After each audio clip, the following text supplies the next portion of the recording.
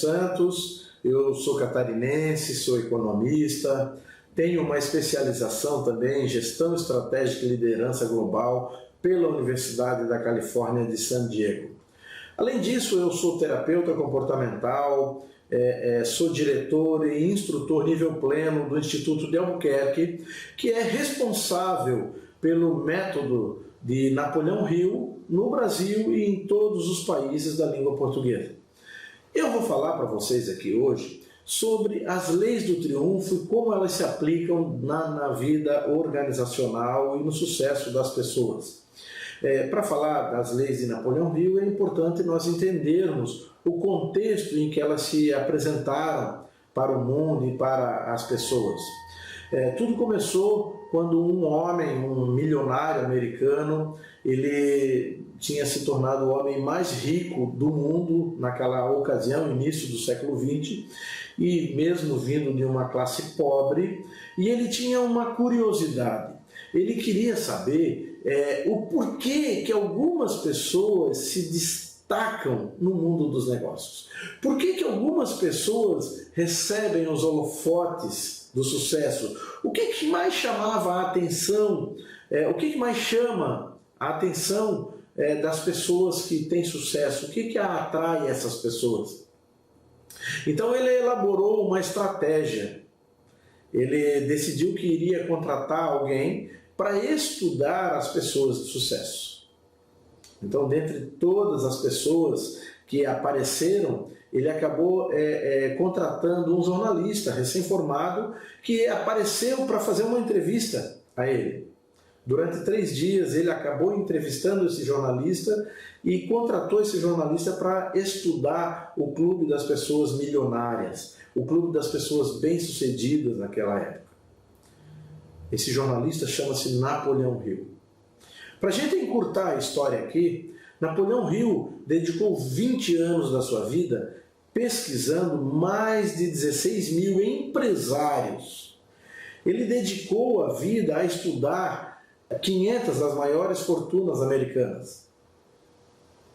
E dentre elas, os 45 maiores triunfadores que existiam naquela época. O próprio Andrew Carnegie, esse milionário, ele de punho ele deu cartas de apresentação para Napoleão Hill buscar essas pessoas. Ele estudou Eastman da Kodak, Thomas Edison, Henry Ford. Ele foi conselheiro pessoal de 2 presidentes americanos, Roosevelt e Rudolph. E ao longo de todo esse processo, ele acabou identificando que as pessoas que mais têm sucesso na vida, elas têm 17 características em comum. E ele, ao final de toda a pesquisa, ele publicou o resultado dessa pesquisa, o resumo dessas pesquisas, num livro chamado A Lei do Triunfo, que é hoje considerado um dos 10 livros mais vendidos na história da humanidade. E é considerado o primeiro na categoria de negócios, porque os outros livros que estão nessa lista dos mais lidos são livros sagrados. Então, mas ele tinha uma curiosidade. Ele queria saber se toda essa pesquisa ela tinha sido... se ela tinha alguma fundamentação teórica, se ela tinha alguma base acadêmica, se ela tinha um contexto filosófico, ou se aquilo era só uma ideia dele, era só o entendimento dele daquilo que ele fez. Então ele submeteu essa pesquisa para uma banca da Universidade de Harvard, na forma de uma tese. E a banca, além de não alterar nada da pesquisa dele, sugeriu que ele buscasse um metodologista para transformar isso numa forma que pudesse ser duplicada. E foi quando ele buscou o metodologista, o próprio metodologista que desenvolveu o método Experiential Learning, que é um método que é até hoje ensinado em Harvard, o método de ensino de Harvard, o método Experiential Learning. E junto com esse metodologista, chamado David Kolbe, ele desenvolveu o Mastermind, que é um treinamento que hoje está em mais de 160 países ao redor do mundo, e no Brasil está em praticamente todos os estados da federação. E ele, nessas 17 características em comum, ele aprofunda o treinamento, ele vai buscar isso. Lógico, eu aqui sugiro que os ouvintes busquem mais informações aí sobre o Mastermind nas redes sociais, busque no YouTube, no Google, tanto brasileiro quanto americano, busque informações sobre o Mastermind e com certeza tem uma turma do Mastermind aí perto da sua cidade, porque temos no Brasil inteiro. Vamos falar aqui das leis do triunfo. É importante ter claro que nós não teremos tempo hábil para falar de todas as leis aqui nesse fórum. Por isso que eu sugeri que você busque mais informações. Nós vamos falar de algumas delas. Mas tem uma que é a primeira, e essa nós precisamos falar, que é ter um objetivo bem definido. Ter um objetivo bem definido é o início de todas as realizações do ser humano. Não ter um objetivo bem definido é a pedra em que tropeçam 98 de cada 100 pessoas que fracassam nos seus intentos ao longo de toda a sua vida. Simplesmente porque as pessoas têm medo de definir aquilo que elas querem, têm medo de dizer aquilo que elas desejam. Não ter um objetivo é não ter um propósito, é não ter um roteiro, é não ter uma orientação. É mais ou menos como se você chegasse numa cidade grande e a única orientação que você tem é que você deverá ir numa casa branca que fica numa esquina. A tua chance de encontrar esta casa é muito remota. Talvez você passe a tua vida inteira e não encontrará jamais esta casa. Talvez você encontre por acaso, e pode ser até que muitas vezes você passe na frente desta casa, mas não a reconheça. Então, agora, se você tem um mapa, se você tem um roteiro, se você tem um endereço, aí sim, as tuas chances de encontrar essa casa rapidamente aumentam de forma muito exponencial. Então, ter um objetivo é como você ter um roteiro, é como você ter um GPS, certo? E isso tem que ficar muito claro. Agora, se você pensa em ter objetivos, você tem que ficar atento em 3 pontos muito simples. O primeiro deles é você definir o que você quer, aonde você quer chegar, e ter muito claro isso na tua vida. O segundo ponto, o segundo passo, é você definir quanto você quer pagar para conseguir o que você deseja. E o terceiro passo, mais simples ainda, pagar. É só isso. Imagine a seguinte situação. Você quer emagrecer 5 quilos. Isso é o que você quer. Está bem claro que é 5 quilos que você quer?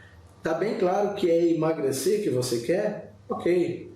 Então agora, defina o quanto você vai pagar para conseguir esses 5 quilos a menos. Você está disposto a acordar 1 hora mais cedo para poder fazer uma caminhada antes de ir para o trabalho? Você está disposto a, na hora do almoço, eliminar um pouco do carboidrato, eliminar um pouco do alimento mais gorduroso, a lasanha, e comer mais salada e um bifinho grelhado? Você está disposto a 3 vezes por semana pegar uma orientação física e ir para uma academia e ficar lá 2 horas malhando? No horário em que você estaria tomando uma cervejinha? Aliás, você está disposto a ir na festinha de aniversário do teu melhor amigo no final de semana e não tomar cerveja, beber apenas água? Você está disposto a ir na festa de aniversário do teu filho e não comer o bolo de aniversário? Está disposto a fazer isso? Então pague o preço. E o resultado vai acontecer. É como diz o ditado. Todo mundo quer ir para o céu, mas ninguém quer morrer por causa disso. Então, gente, tudo tem um preço. Não existe almoço grátis. Então, faça o que tem que ser feito e os resultados vão acontecer. Imagine a seguinte situação. Imagine que você pudesse fazer uma viagem ao futuro. você recebesse uma varinha mágica, e aí você vai para o futuro, daqui a 5 anos, por exemplo. E essa varinha mágica, ela te dá poderes absolutos sobre você, unicamente sobre você. Você pode mudar qualquer coisa em você, qualquer atitude, qualquer hábito, qualquer coisa fisicamente, qualquer coisa que você queira em você. Somente sobre você. E lá no futuro, você só pode encontrar com você mesmo. E você encontrasse com você lá. Você olhasse para a tua vida. E você pudesse fazer algumas pequenas mudanças. O que você mudaria? Por exemplo, você mudaria alguma coisa no seu corpo? Você mudaria alguma coisa na tua saúde? Você mudaria alguma coisa na tua alimentação? Você mudaria alguma atividade que você estaria fazendo? De repente começaria a fazer uma atividade física? Quem são as pessoas que convivem com você, que você gostaria que convivessem com você? Como seria o teu relacionamento com os teus filhos? Que atitude você precisaria mudar para que os teus filhos te tratassem como você quer ser tratado? Que atitude você precisaria mudar para que você tivesse o relacionamento que você deseja com a tua esposa? Que atitude você precisaria mudar para que os teus colaboradores vissem você como um líder melhor? Aliás, por falar em liderança, como os teus clientes estariam te vendo? Que atitude você precisaria mudar para que os teus clientes vissem você como o profissional que você gostaria de ser? Como seria o teu processo de trazer resultado? Que resultados você teria? Reflita bem. Mude tudo isso lá no futuro. Você tem essa varinha mágica. Agora, volte-se para hoje, para a tua vida como ela está hoje. Reflita na tua vida hoje. Você tem controle sobre o teu futuro? Quais são 3 metas financeiras que você tem na tua vida? Quais são as principais metas que você tem para a tua carreira? Quais são os teus projetos em relação à família? Em relação aos teus relacionamentos? Quais são as tuas metas no teu campo físico, na tua área física, na tua área, no teu preparo físico, na tua saúde? Quais são os teus projetos para os próximos 3, 5 anos? Como você imagina a tua carreira para os próximos 10, 15 anos, tua carreira profissional? O que você vê quando você olha para a tua vida para daqui a 20 ou 30 anos? O que você faria se você soubesse que tem apenas 6 meses de vida?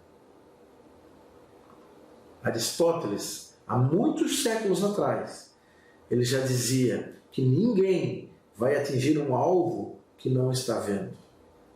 Napoleão Hill, há poucas décadas atrás, ele já dizia que o sucesso não é o objetivo, mas é o caminho. O sucesso é você olhar todos os dias e ver que você está conseguindo ir na direção daquilo que você deseja, que você está dando um passo de cada vez, mas sempre na direção que você escolheu. Reflita, você está seguindo no caminho que você escolheu?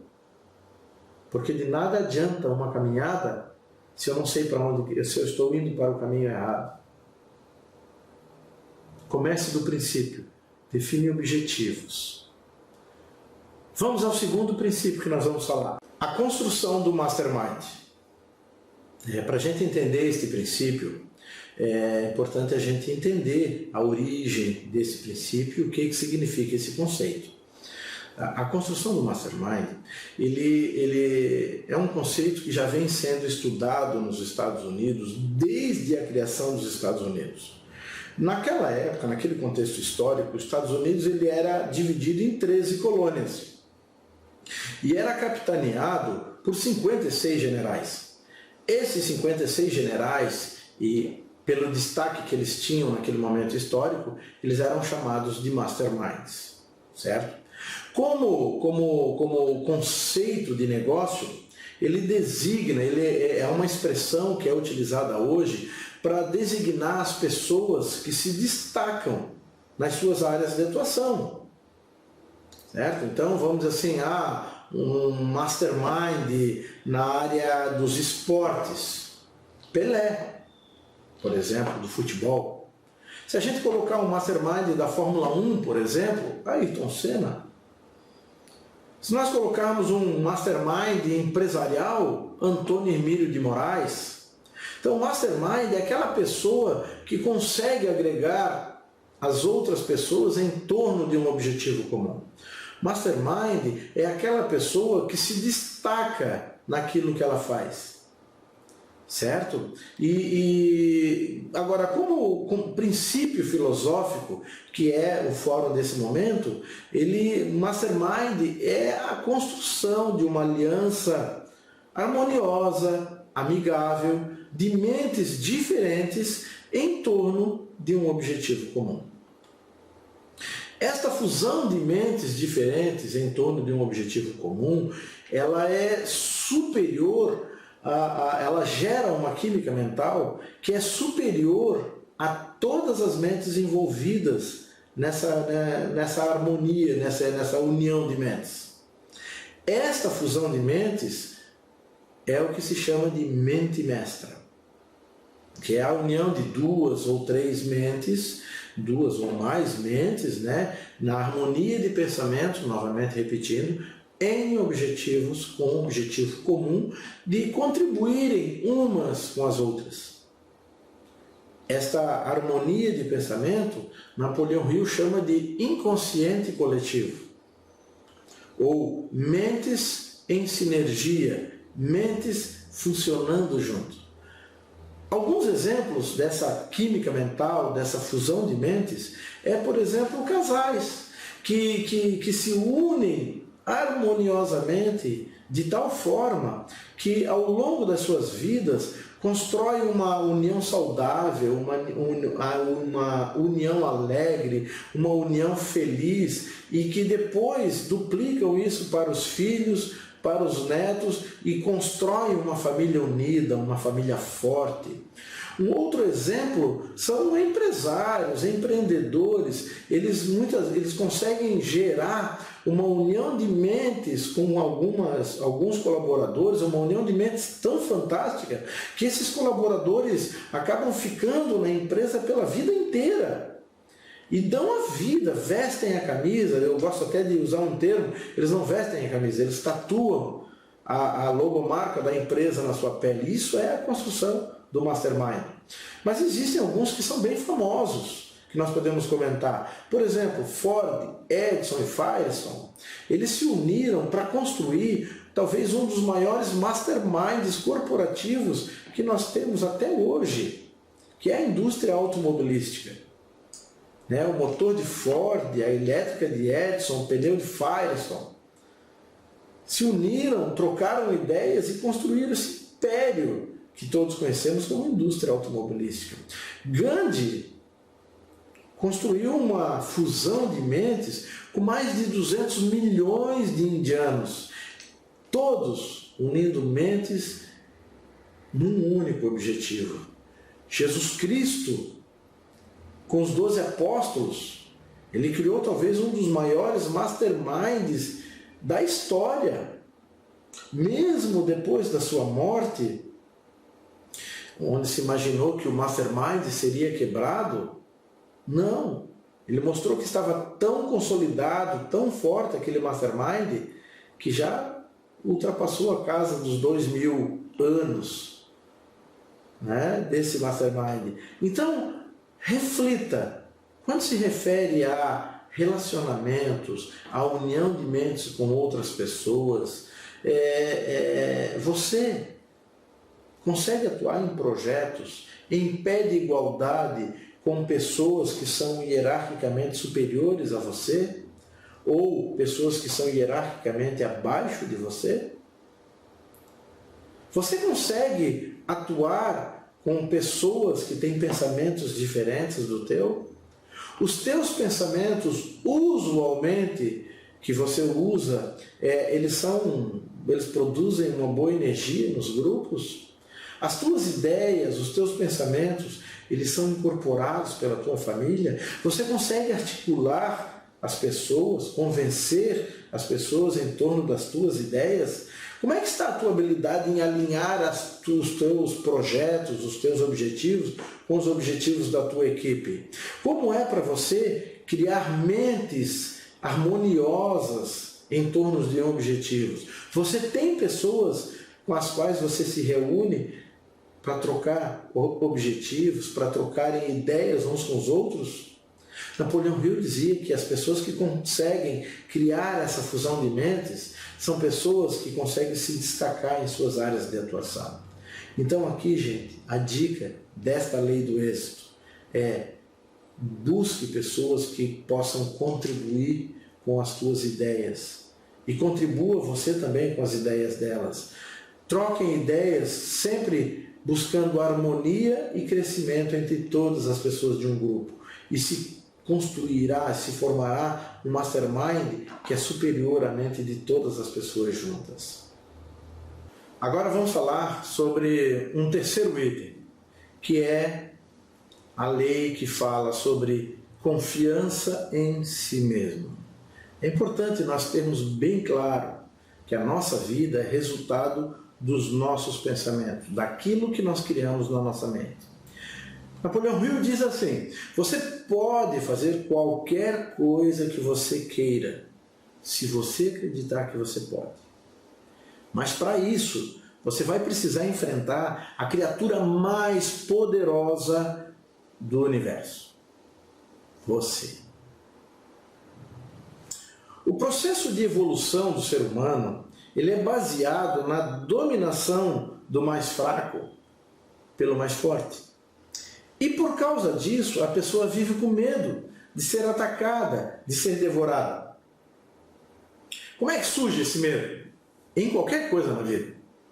Em algum lugar do passado, ou nós fomos criados pelos nossos pais, pelas pessoas com quem a gente conviveu, nos colocando medo sobre alguma coisa, a história do bicho-papão, por exemplo, tá? Ou então, em algum momento do passado, a gente fracassou, errou, e por ter errado, por ter fracassado, foi punido. Em algum momento do passado nós erramos e fomos penalizados, brigaram com a gente. Então, por causa disso, acaba a pessoa, ela vive com medo de repetir esse fracasso. E ela acaba fazendo de tudo para evitar esse fracasso no futuro. Então ela vive se sabotando inconscientemente.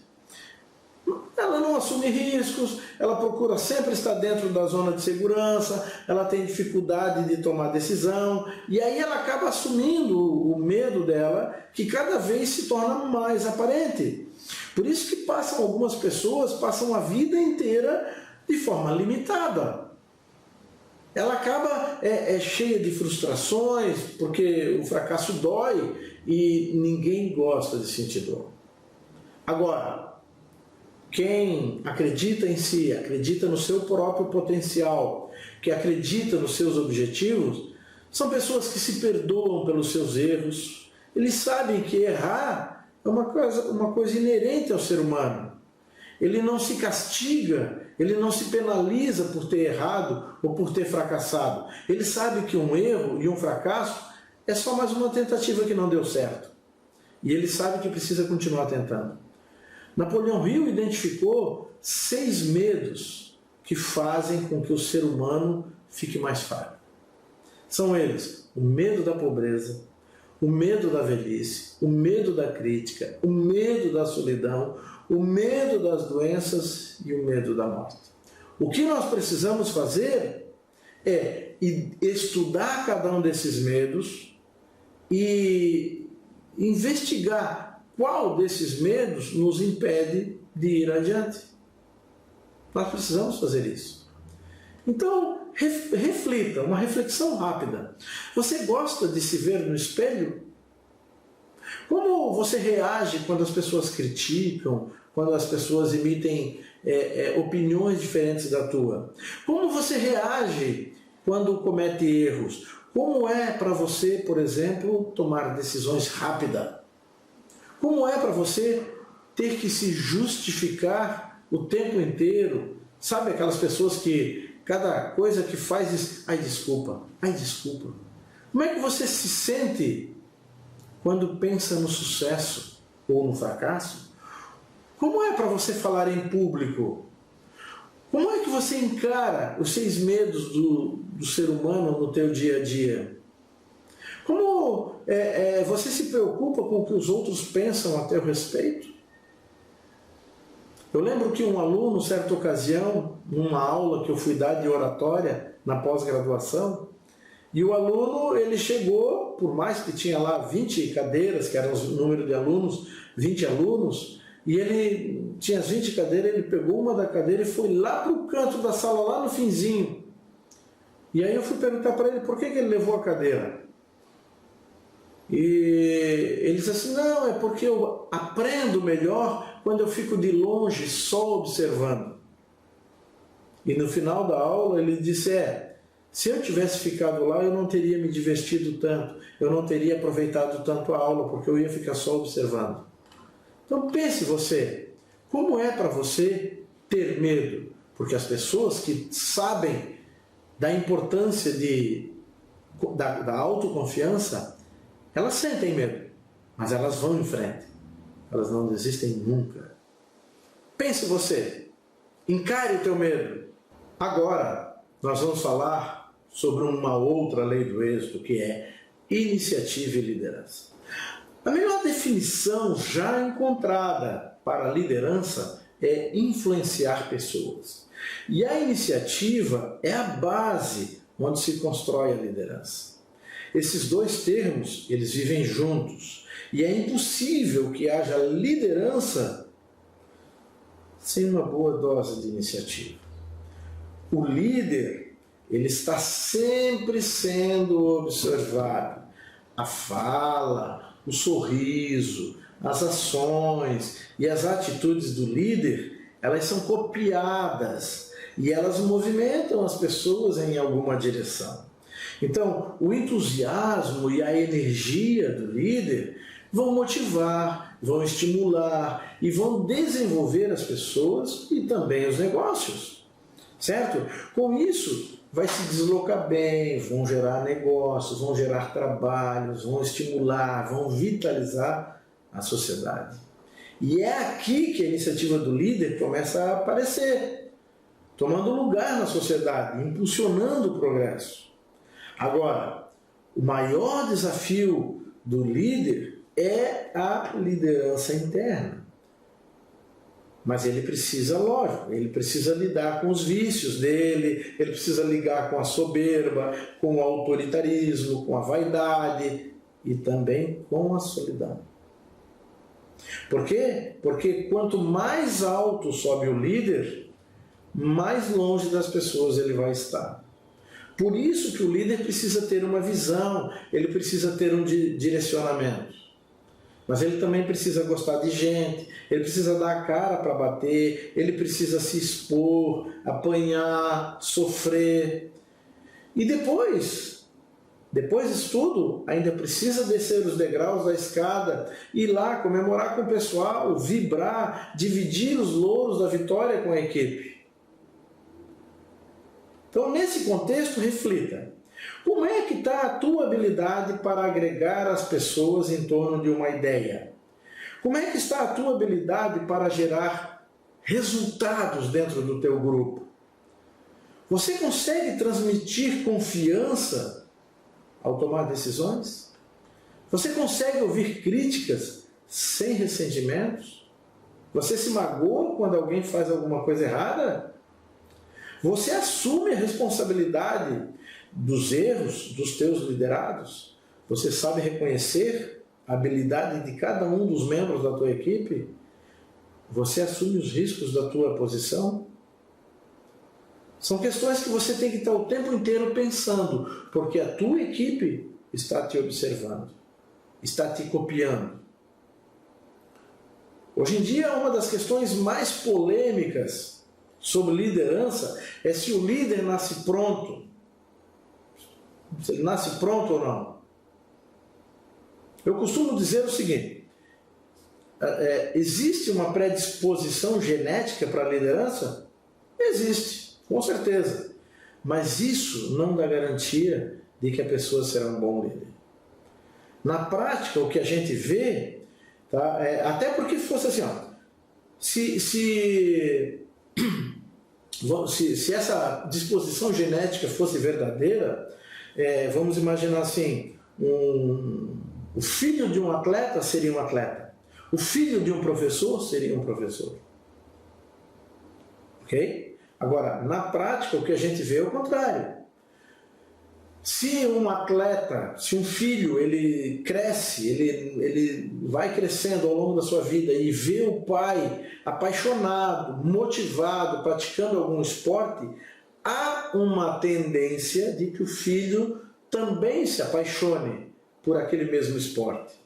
Assim como um time de futebol, o pai é apaixonado pelo time de futebol e ele transfere essa paixão também para o filho. Então tem que ter muito claro. Existe uma predisposição genética? Sim, mas isso não é regra. Certo? Por quê? Porque nada na natureza nasce pronto. Uma árvore não nasce uma árvore, ela nasce uma semente. Um tigre não nasce um tigre, ele nasce um filhote. Uma ave não nasce uma ave, ela nasce um ovo. Ou seja, o ser humano, ele não nasce grande, ele engrandece com o tempo. Liderança não é um dom, é um processo de erro, de acerto, e que se mantém em crescimento por toda a vida. Por isso que as pessoas buscam. Você é líder, você estará sempre buscando se tornar uma pessoa melhor, sempre buscando fazer com que as pessoas tornem-se pessoas melhores, porque quando você conseguir fazer as pessoas à tua volta se tornarem líderes melhores, aí então você será um líder melhor. Vamos falar agora de mais uma dos princípios da lei do êxito, que é fazer mais do que o combinado. O mercado hoje em dia está cada vez mais exigente. O mercado não aceita mais hoje pessoas medíocres nos seus quadros de colaboradores. Você já ouviu, por exemplo, no ambiente corporativo, pessoas que ainda dizem frases do tipo: eu não sou contratado, eu não fui pago para fazer isso, ou eu não fui contratado para isso ou para aquilo. Será que essas pessoas serão lembradas na hora de se promover ou de dar um aumento salarial? Ou será que essas pessoas serão lembradas na hora das demissões em massa? Algumas estatísticas mostram que 60% das pessoas que trabalham em uma empresa, elas fazem exatamente aquilo que se espera delas. Essas pessoas nunca serão demitidas, porque as empresas precisam delas. 10% das pessoas que trabalham numa empresa não fazem aquilo que se espera delas. Essas pessoas estão sempre mudando de emprego. Ou essas pesquisas ainda mostram que 20% das pessoas que estão no ambiente de trabalho fazem aquilo que se espera delas. E ainda estão sempre dispostas para qualquer coisa que você solicitar a elas. Essas pessoas sempre ocupam cargos de destaque dentro das empresas. E tem um outro 10% que elas fazem mais do que aquilo que se espera delas. Essas pessoas fazem a diferença. Essas pessoas fazem uma empresa ser uma empresa excepcional. E elas se destacam em qualquer posição que elas ocuparem.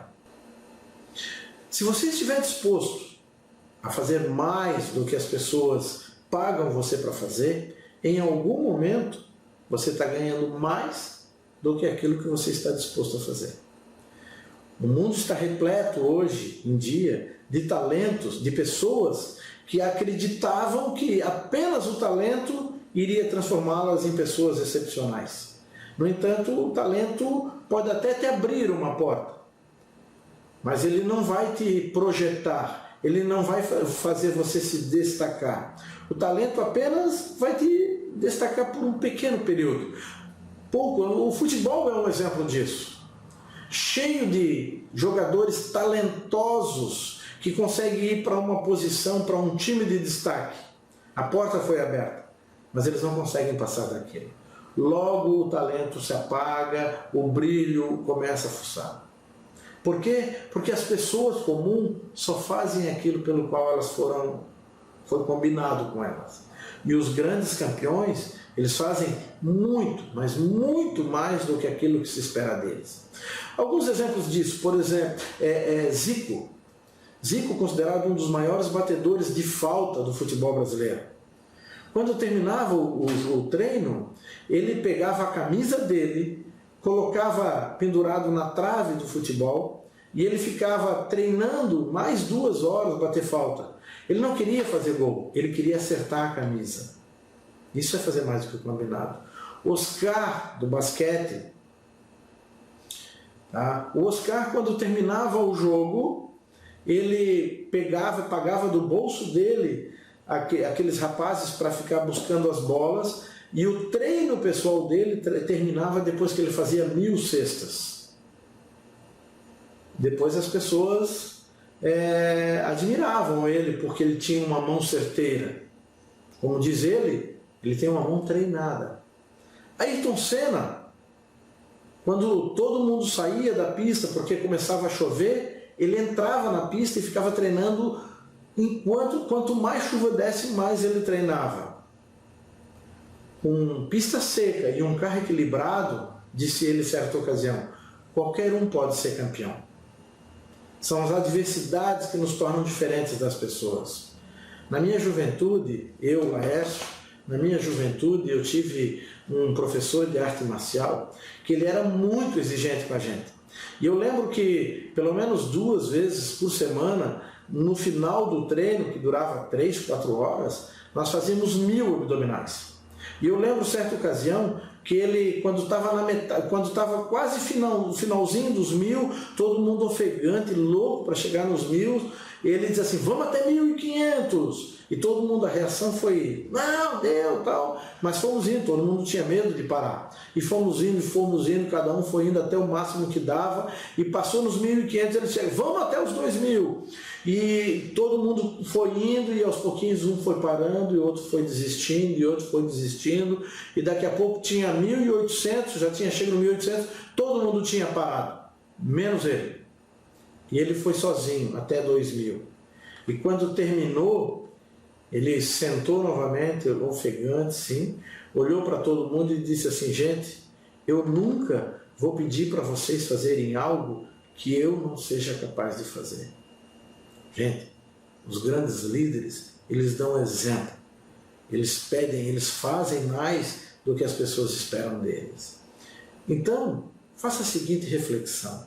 Você surpreende os teus clientes entregando mais do que eles esperam de você? No trabalho, você faz mais do que aquilo que você foi contratado para fazer? Você ajuda os outros mesmo sem esperar nada em troca? Você fica um tempo a mais no trabalho ou até numa academia fazendo aquilo que você precisa fazer? Você busca cursos, treinamentos por iniciativa própria ou você só faz aquilo que é recomendado, aquilo que a empresa paga? Você corre a milha extra em busca dos seus objetivos? Fundamental, gente. Pense, quer se destacar? Faça mais do que os outros. O tempo inteiro. Para finalizar, eu quero dizer para você que as leis do êxito não é uma questão de se você conhece essas leis ou não. Não é uma questão de que se você gosta delas ou não. Não é uma questão de que se você concorda com a aplicação dessas leis ou não. As leis são as leis. É um estudo, é ciência, é filosofia, é base acadêmica, é fundamentação teórica. Elas foram estudadas. Não é à toa que elas existem há mais de 100 anos. Então, gente, não é aqui se você conhece ou se você já faz. A questão aqui é se você as usa de forma consciente. E é isso que eu desejo para vocês. Usem cada uma dessas leis, se aprofunde, busque mais informação nas redes sociais, no YouTube, Google. Procure mais informações sobre o Mastermind aqui no Brasil. Você vai ter, temos 12 programas diferentes. E com certeza um deles se aplica a você. Porque o bom líder, ele sabe que ele precisa buscar mais informação o tempo inteiro. Então aqui, seja consciente. Eu desejo a você o máximo de sucesso na sua vida. Porque você é você. E você é resultado daquilo que você pensar para você. Então, gente, não negligencie o seu futuro. Muito obrigado a todos, fiquem com Deus e permaneçam firmes nos seus propósitos. Um grande e fraternal abraço a todos. Mastermind.